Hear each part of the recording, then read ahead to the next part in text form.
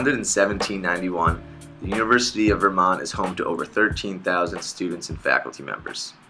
These people must have comfortable places to eat, sleep, and work on a daily basis. All of these things require lots of energy, and to supply that energy, money is also needed. Due to the fact that these population numbers are only going to grow, it is important that UVM stay conscientious of its energy usage throughout campus. In recent years, many sustainable upgrades have been implemented, such as wastewater treatment systems and renewable energy technologies like wind and solar. However, one thing that has not been changed much is the energy consumption for many historic buildings on campus. These buildings have strict construction regulations, and so they become a problem. This semester, we were able to assess the historic Bittersweet Building on campus, which is home to the Environmental Studies Department, and in this video, we will take a look inside of what we found as a group and the changes that have begun to be made.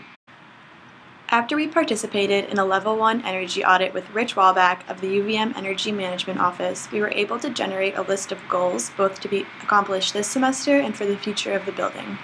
These are some of the changes we found necessary.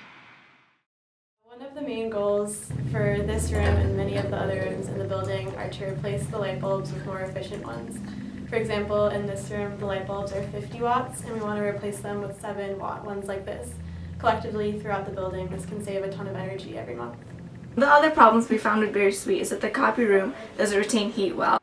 The reason for this is because the cavity below the room is uninsulated, allowing for outside air to infiltrate in.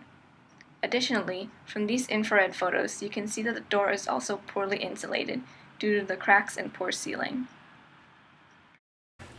This opening right here leads into the cavity which is beneath the copy room. It's a wide open space with little to no insulation. And to keep it warm, this heating element, assisted by a fan, blows air into the cavity to help heat the copy room above.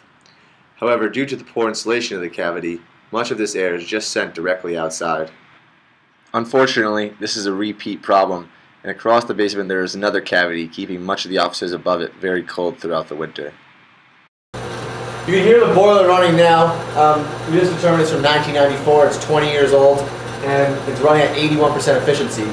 A big reason for this efficiency being that low is due to the exhaust system we have here.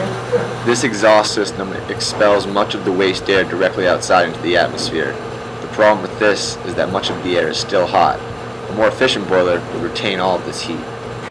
After we compiled our list of goals, we presented them to the Bittersweet faculty for both their approval and additional insights.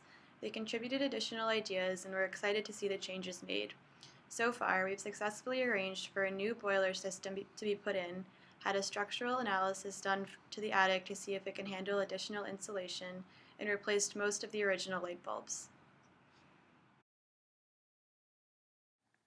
This chart shows the watts used by the light bulbs of Bittersweet before and after we replaced them.